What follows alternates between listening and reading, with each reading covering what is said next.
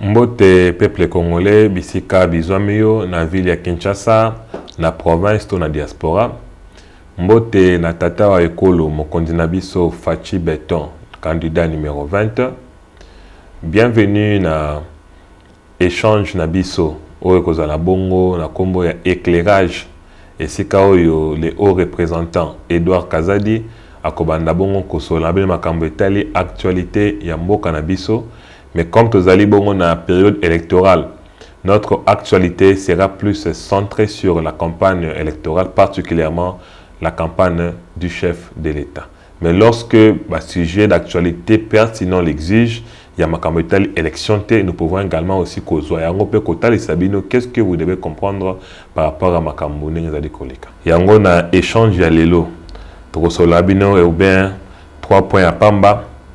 Ya liboso Tokotali Sabino jusqu'à ce jour, jour J-9, quel est le parcours de notre champion, candidat numéro 20, Fachi Beton, à Tamboli Wapi, Bazo Yambaye Ndenge Nini, Azo Pesa, discours Nini, population Azo réagir Ndenge Nini, et surtout rapport de force naye par rapport à Bao Tobenga Kamingi, Bapetar Mouye, Bayi opposition ya PTPT.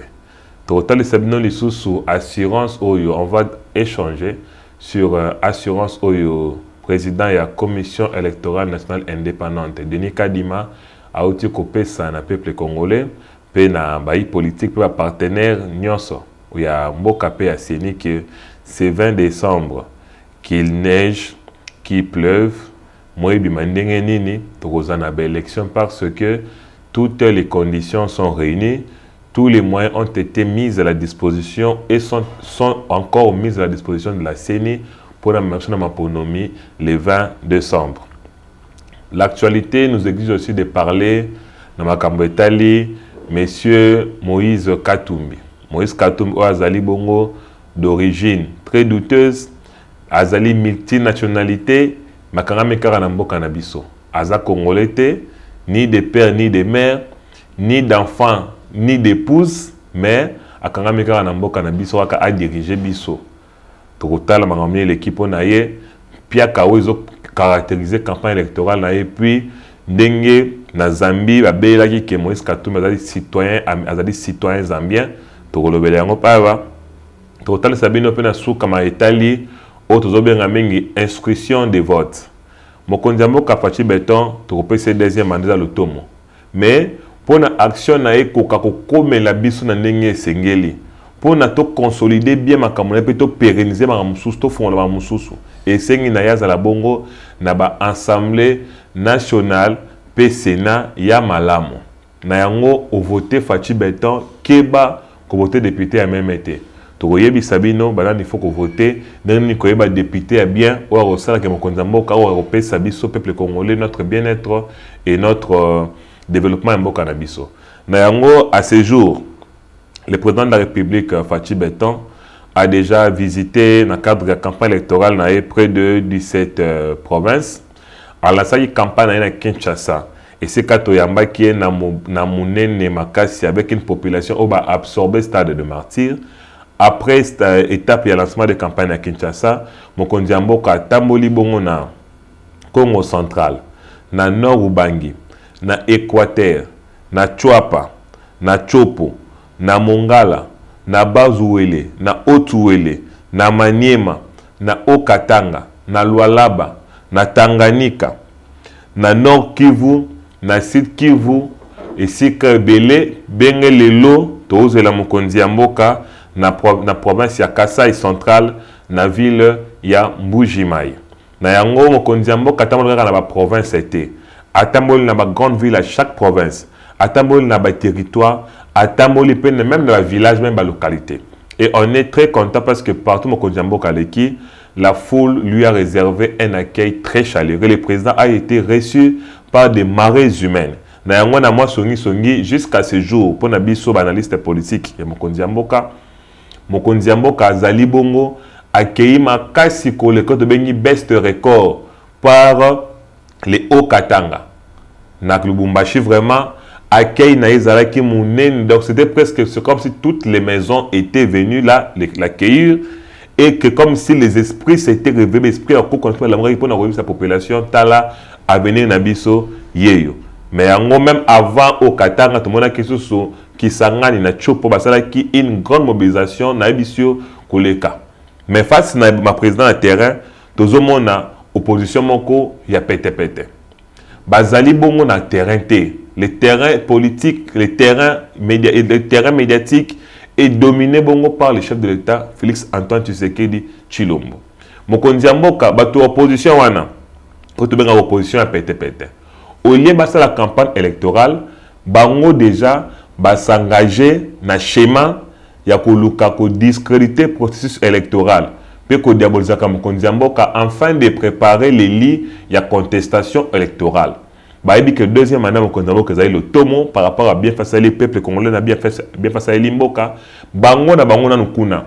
Bazo finga chaque jour na campagne électorale batambola raté pour ba kende wapi population ya yamba bango. Yami balé bazo kosaka makambo sur la scène sur mokonzi mboka. Pourtant Martin Fayulu yemoko na ba mission sur les kaki azo reconnaître prouesse ya CENI. Martin Fayulu yemoko azo reconnaître que na élection ou na campagne oyo ils ont la liberté de partir où ils veulent.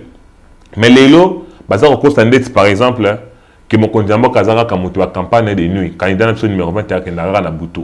Mais est-ce que bayebi baza vraiment na politique té pour pas comprendre que baza maïle politique té pour pas comprendre que accueil ya buto le accueil ya moi musika pour monter zone na buto fois lingayo pour monter ça la patience azelo sur comme buto fois na bolingo na yo pe azana na considération makambo ça la pona ya se retrouver na yo. C'est pourquoi la population même quand le président de la République descend la nuit bazo accueillir ndeti na goma lobby population polimbula makasi depuis tongo Mazeli Mokonamboka tina soir à qui na aéroport à Yambai. Donc aucun opposant, aucun politicien ne peut mobiliser comme le chef d'État n'a mobilisé. Donc pour Nabiso et la population qui reste tard pour l'attendre, ils allaient sentiment beaucoup de fierté, sentiment de reconnaissance pour nous motiver encore à faire plus pour cette population là. Par contre, ba yibi mbongo à l'État, ba yibi mbongo ya peuple congolais, ba zo pesa ba to ba mbongo ba yaka. Ba ils sortent des sommes toujours que ba somme moko boy pharaonique. Bah $25, bah $15, bah $50, mais la population a la été. Depuis que dit campagne électorale, vous avez un piaka na piaka. Donc, mon condamnement quand il tambola, azali ko tambola un message. Ya liboso, azali ko senga na peuple congolais, apesaye deuxième mandat. Yami balé, azali ko tali sa peuple congolais. Pourquoi ko pesaye deuxième mandat? Là, bah toujours les camboyo. S'il faut qu'on parle du bilan du chef de l'État, il nous faudrait écrire des livres tels qu'il a d'ailleurs écrit lui-même. Je pense que bientôt il vous a diffusé. Parce que les minutes qu'on passe avec vous à échanger sur la télé ne nous permettent pas de vous relater. Mais néanmoins, mon consambo quand même population pour un message pour n'a pas payé deuxième mandat. Nathan Mouké Assali, il a répondu à des problèmes. Par exemple, Kanabiso, bana batanga na ba délestage. Anéoyo, Tim Batanga. Année prochaine, 12 itanga. Mais là, grâce à mon condiambo, quand on a volonté d'avoir accès à l'éducation à Moutounioso, on a aujourd'hui, grâce à la gratuité d'enseignement, nous avons plus de 85% de taux d'accès à l'école primaire grâce à la gratuité de l'enseignement primaire et de l'enseignement de base, s'il faut le dire comme ça. Nous avons un cannabis soyo. Au cas de cannabis au bal ya boti. Tout le monde a un été. Maman bossi à l'hôpital, il était pour aller à l'hôpital, il m'a en fouta et zalité. Alors tout le monde bateau ba ibara mbongo ya l'état ba yé ba papa social. Mon condamnement a quatre systèmes wana. Après si ba famille gratuité de la maternité là qui c'est que aux obota ofélé. L'hôpital minene ya mbo comme ça qui même dans la province aux obota ofélé puis basimo on a en charge pendant 10 à 3 mois. Mon condamnement a répondre à besoin il y a encadrement et jeunesse. Ce qu'on appelait, ce que Kabila a créé, les Koulouna. Papa ma machette dans le quartier, et Kabila a commencé même à les tuer. Tu vois, opération de Kofi. Mais grâce à la volonté politique, mon condamnement, capaz d'aller moi au Congo, à montré que citoyens ont des victimes, il y a mes gestions, il y a Kabili, des victimes, il y a dictature, il y a Kabili, il faut qu'on encadre. Les lots Koulouna comme bâtisseur. Koulouna a laissé biso masangu, na kankokolo. Quand a tourné sur Baban, na projet, il y a aucune école samba, plus de 60 000 écoles ont été couvertes par les Koulouna. Koulouna, celle de Bisso, Bilanga, alors ça la peinture, le Koulouna, Azana Afrique, c'est donc à reprendre un Kokumba, engin, il y a agro-industrie, agriculture. Ça, c'est le chef de l'État. Il a répondu aux besoins des étudiants. Bah, oh, mais comment qu'il le cours là? Donc, fou le moro boutoro le belati. Bah, on va fou la kimbuta. Solo, comme pas le cours la même, la mort est bien. Solo, on a quatre zamba faux sceptique. Mon konzambo kaye a réhabilité bah, homme. A réhabilité bah, université. A tonu bah, université. Les autres qui étaient là, UPEN, c'est flambant neuf. Ça, c'est le chef de l'État. A PC bah, étudiant, trans académie. Mon konzambo qui répond à besoin, il y a autosuffisance alimentaire. Les autres dans la usine, il y a ensemencement. Et quand semence et produire semence, ils ont la bombe. Et ça là que dans les jours à venir, dans un futur très proche, nous allons commencer à manger ce que nous produisons nous-mêmes. Ce qui nous permettra aussi à lutter contre la dépréciation franco-congolais sur les marchés. Mon konzambo qui répond à besoin, il y a chômage, il y a jeunesse. À part les fonctions publiques aujourd'hui, le fichier est clair. On a mécanisé les nouvelles unités. Chaque fonctionnaire, dans le niveau reçoit son salaire chaque fin du mois comme il faut, et même ses primes. Mais à l'objet qui bon côté. Pour la jeunesse qui ne travaille pas, le président a relancé sous-traitance. Ils allaient bon ARSP, autorité de régulation de la sous-traitance dans le secteur privé. Instruit DG Miguel. Que nous avons entreprise partout dans toutes les provinces. Il y a des sous-traitance dans Congolais. Aujourd'hui, si moi j'ai une entreprise de sous-traitance plutôt, je peux avoir un marché grâce à l'effort de l'État pour appeler ça jeune d'emploi. C'est-à-dire même les jeunes bazali prêts au balukaramissa, la monnaie qui est jusqu'à aujourd'hui dans le secteur privé, les emplois commencent à se créer grâce à l'informe Renault Kassali l'année et à RSP wana. Tobo sanité sous lutte contre la corruption avec IGF à Lingeti, puisque Mboka o Moyi Bezali makasi koko bongate. Moka o kimbuta yibi mbongo ya mbeti ya nzela ya wapanga batala lobi moka e bonga sote moka o matata ponyo ba pesi mbonga ton université a yi le trou, un trou creusé et surveillé par nos ennemis qui sont représentés par les Rwandais dirigés par le sanguinaire de Paul Kagame.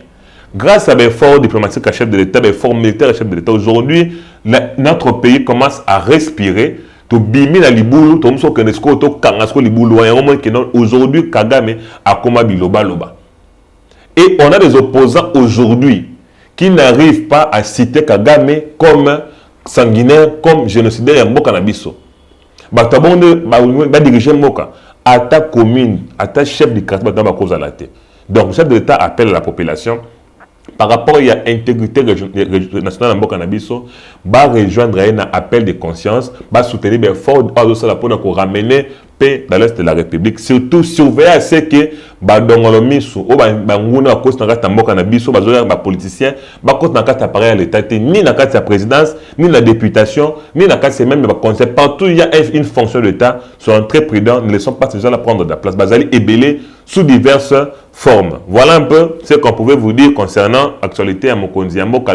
Kazali attendu dans Mbujimai, Tosengi, peuple Abiso ya Mbujimai a réservé encore une accueil de plus chaleureuse dans Mokonzi parce que Wan Ezali, terre des ancêtres, on n'est pas tribaliste, mais terre des ancêtres, Ezali fief politique, il y a Biso comme Kinshasa, comme partout ailleurs.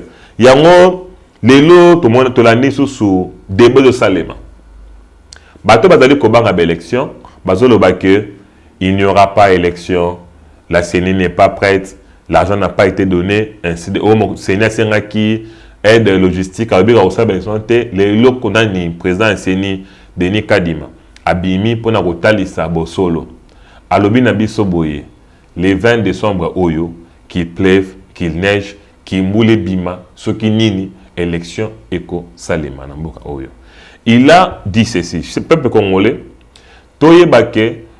Nous sommes face aux meilleures élections que notre pays n'ait jamais connues. Un meilleur cycle électoral où la CENI n'a jamais été plus transparente envers les candidats à tous les niveaux, surtout les candidats à la présidentielle.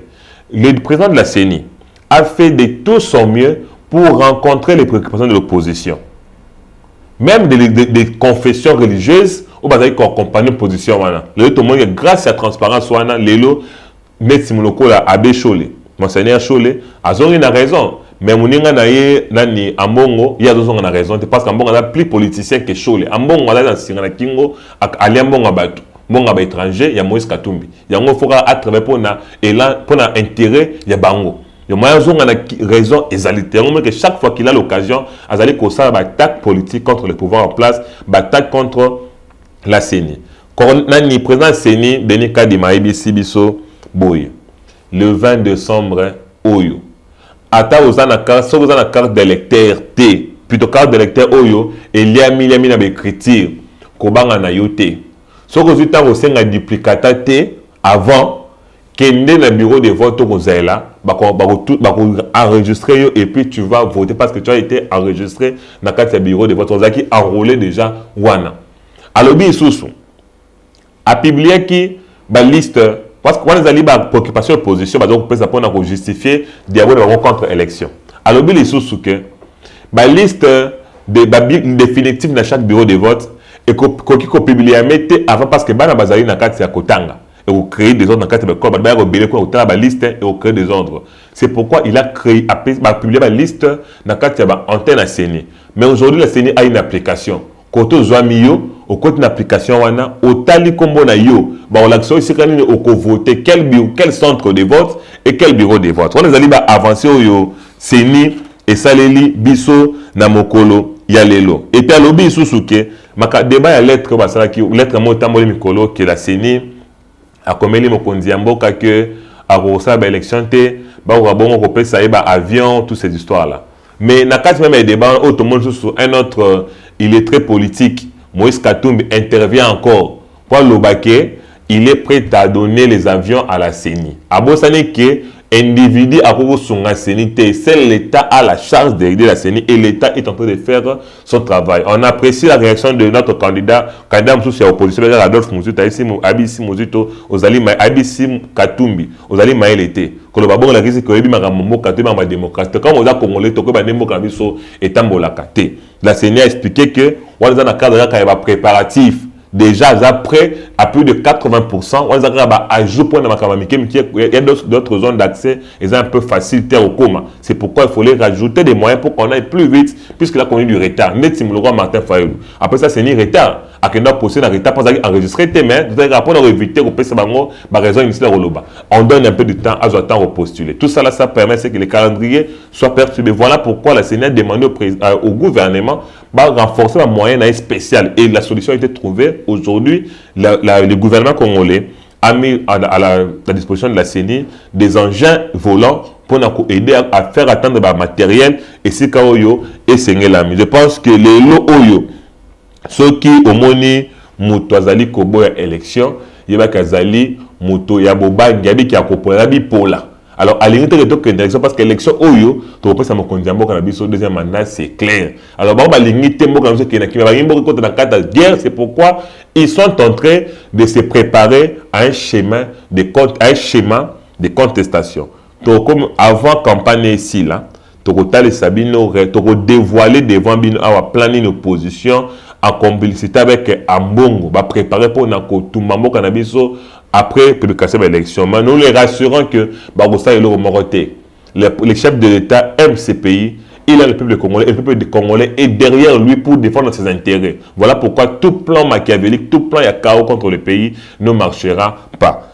J'espère que dans le de Kombali, si vous avez un carte d'électeur, vous avez un duplicata. Si vous avez un duplicata, les mêmes jours, dans le bureau, c'est qu'il y a un centre dans le bureau de vote, parce que ton nom est déjà sur la liste comme étant enregistré, comme enrôlé. Dernier cas de Mazali Moutamayele, avec une expérience électorale, il a plus de moyens pour éviter de tricher, pour éviter de enrôler, de voter. Voilà un peu l'essentiel concernant le débat sur le 20 décembre.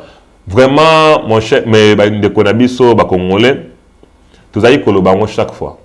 Moïse Katumbi, Azali, Azala origine très douteuse. Azali de nationalité douteuse, Azala Congolais, Azala nationalité ébélée. Tout le monde qui a un awa, bonimaki, biso, temsou, bonimaki, biso. Mais l'élo, tu fais un raboye, tu qui le qui te peut s'amener dans Zambie. Un député de l'opposition, un parti de l'opposition du Zambie, était interpellé gouvernement zambien. Comment est-ce que Moïse Katumbi Azali Congolais, la course électorale au Congo, Mazali candidat, Azali plutôt un passeport zambien. Bolanda bien, Moutazo Sala na minute to ba o na Congo le Moïse Katumbi Azali un passeport zambien na poche, et on attend bolaka na yango. Era babeti bongo et na Kinshasa, badom super azali très éveillé, baké ko vérifier. Na site ya migration américaine, balobi boyi na kata site mona sa robeta en notala. Moïse Katumbi à côté États-Unis plus de 20 fois. Na passeport wana ya Zambie ba komi na qualité ya citoyen zambien. Na ba réaction au lieu bato babanga peuple congolais. Moko ya collaborateur Moïse Katumbi mais c'est Charles Mwando aye kolobake bapezaki Moïse Katumbi nationalité passeport de courtoisie. Oh mon Dieu. Un intellectuel de ces points azolobake na kati ya ba disposition diplomatique, il existe un passeport de courtoisie. Pourtant toyebi ke tout un passeport ordinaire, passeport de service, passeport diplomatique, passeport de tourisme, je pense, et notre monde aura passeport à courtoisité. Et le pire même, tu dis qu'il y a une notion mingi de droit et un passeport, bapé saka mutu passeport, soit aza mutu amboka wana, ou bien comme mutu amboka wana, soit pour une action, action sociale philanthropique ou investisseur à mounene. Bapé ces passeports, on a bango pour na mekotambo, na bakoma bien quand citoyen amboka wana te. Mais comment Moïse Katumbi lelo, vérité Kobima Kazali, citoyen zambien. Nous nous rappelons avec Nabiso des rêves mémoire V. Kadiombo. Azali Kolobake Moïse Katumbi c'est un zambien. A Kangisa, Moka Nabiso, apportant Moka Nabiso plainte na Zambie, na bandi moko boyepo na koluka, azong sa mosolo Nabiso, o Moka Nabiso Zaki, ko devoir yé. On se rappelle encore, les députés wana Zambia lobi boye. Bango bayobi Moïse Katumbi na 1900, année 90. À l'époque, la Zambie était dirigée par un dictateur comme on a eu Frédéric Chiluba. Et Moïse Katumbi qui est reconnu dans la Zambie comme étant membre de la famille présidentielle. Nous le monde a Nabiso, Christian Tshisekedi, Batnabiso, Basalif Tshisekedi. Yépe Moïse Katumbi comme famille présidentielle. Mais un pouvoir est koyaki pour Nakimuyibi, Akimi, il y a besoin de Congo, on a commis Congolais sous. Et on ne comprend plus rien. Mais aujourd'hui, cette vérité qui nous sort nous permet de comprendre à quel point la candidature de Moïse Katumbi ou même sa personne dans la gestion de ce pays à n'importe quel niveau, même au plus petit niveau que ce soit, c'est-à-dire qu'on représentait un très grand danger pour l'intégrité nationale, pour l'intérêt du peuple congolais, l'intérêt de notre nation. Voilà pourquoi il faut faire la mise. Atta conseiller municipal, Katumbi comme conseiller municipal en Bokaote. C'est de ça que le chef de l'État parlait quand il disait que Batumoussou Baza Awa, parce qu'ils ont des loyautés, par exemple la loyauté partagée. Il est quand il veut être chef du quartier pour président comme on a été. Mais au cas servi intérêt ya Mboka Kota Uta qui est intérêt ya ba congolais. Aujourd'hui encore Moïse Katumbi, grâce à son faux, comme le peuple a compris qu'il n'est pas congolais depuis campagne bandit, monsieur Moïse Katumbi ne fait que subir des piaka na mobilisation sur le terrain. Partout à Zokende, Bazali Koyamba Bango il est rejeté par le peuple congolais. Entourage d'Aïzali Kozo, comme lui, vraiment, il ne comprend rien. C'est d'abord un président, un monsieur qui est très peureux et qui est lâche. Il n'est pas courageux. Depuis ma campagne, il m'a nommé. Déposer candidature Nayo, Ayete. Il y a un sa projet de société Nayo, Ayete. Il y a un président pour tout définir cadre et fonctionnement, Ayete. Tant qu'on a dit que Zélayo, qu'on a repris sa kingdom à Kambo, Ozo Yakanayote.